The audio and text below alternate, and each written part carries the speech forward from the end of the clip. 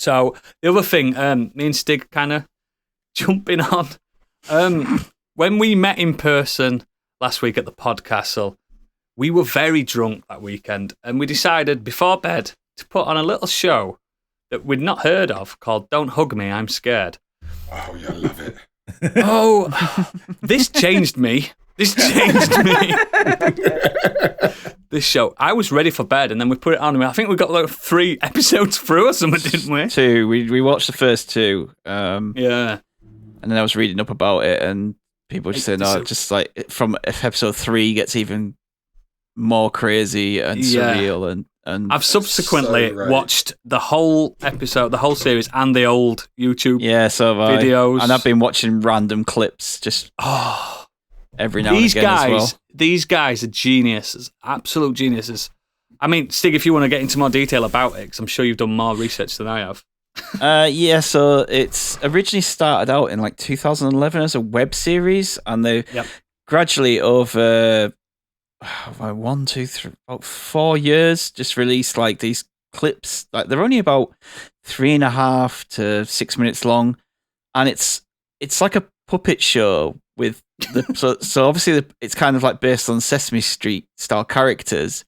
Early morning show, innit? Yeah, but it's done in, so there's a mixture of like live action puppetry, traditional animation, flash animation, and a bloke in a suit, clay animation, computer animation, and they take those concepts that you get on those kids shows, so about love, about time and technology and food and dreams and jobs, but it just goes into weird... Family, don't forget family. Oh, it's family. Fuck me for the family episode. Jesus Christ.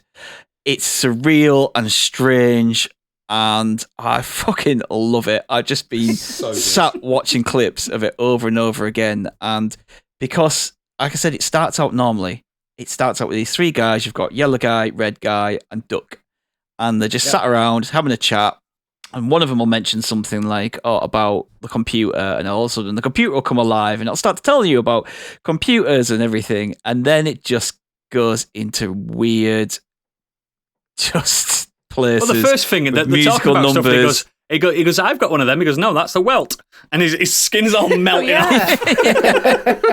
I like the episode of Death where there's like a clone of one of the characters, and the way it's done is like almost Evil Dead-esque. I was just about to say, it's like if David Lynch and Sam Raimi teamed up to remake the Muppet Show. There's and always the guy that did Salad Fingers as well. It's that kind of. Yeah, it's very much like that. It's like really graphic, violent at times, but just so like at times it feels like it has something to say, and it's and. It's hard to explain, isn't it? It is hard to explain, but it's surreal and it's got a lot to it. It's psychedelic. It's even got like Mighty Boosh elements to it. There's layers to it, and it's just the little jokes. And the 3 guys seem to be aware that shit's going on around them and constantly questioning it. But all the other characters that come to life just ignore them and just carry on doing what they're doing. It's actually like I was just about to say that it's almost like the puppets are quite well acted. Like they've got some sentience. Like they give each other side eye and stuff like that. Where they're like, they do. Right?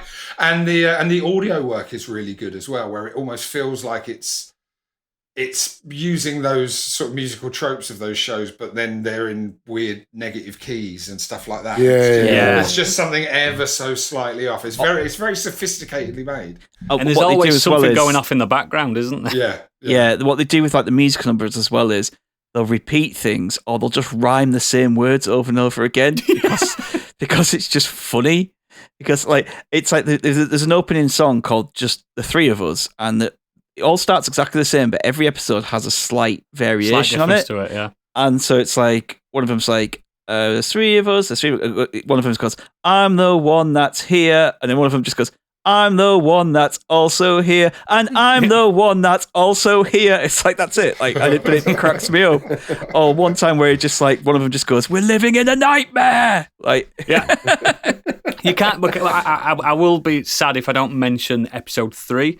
Now, I'm not spoiling it too much, but the episode that's based around family is one of the most haunting bits of television I've ever watched in my life. it's basically it revolves around these twins that just appear at the window, no reason, they just appear, and then they go into this odyssey about the nuclear family, and it's just insane. The grandma just starts screaming every so often, and the dad, and it's just and like he's the dad. Yeah, he's the dad. It's just these little one-liners they throw in, and I can't do it justice repeating the jokes on this. But honestly, one of the web series about the world, and they're like, "Oh, if only there was something in here to tell us about it." And there's a globe in the room. Globe just ignores them. Then the computer comes to life and starts telling them about computers and the world of cyber. Yeah, and the digital song. They just repeat. It's so good, and it's stuck in my head all week. It's just now. If dear listener, if you are going to watch this, let me just let you know this is a haunting show. This is it's not horror. A nice watch. It's horror. It's frightening in places. It's not for kids. Like I just want to let you know, don't put this on with your kids because it looks like it's for kids. But it's not. That second episode when it's talking about death and the duck dies, and then that little blob ends up forming, then becomes a third person of the group, and then it takes over the look and feel of the duck as well. So then it's like it's the three of us, and then the duck returns back from the dead, and then it's like it's the four of us, and it's going, it's the four of us. You get the whole song, and then at the end, the duck just kills the other duck, and he goes, "Yeah, this isn't going to work out." It's genius. It's pure genius, and like, there's not that much like buzz going around it. I know it was decently popular on YouTube and stuff, but I'm not seeing much buzz. No, I mean it's only just I wasn't out. aware it was back. I saw it in 2011. Like it was one of the early virals that we were sharing with all of our friends, you know. But I didn't actually know it was back. You know? Well, they're all available on 4OD now, so you can just watch them at your leisure, and they're all new. This series, it's all this year's.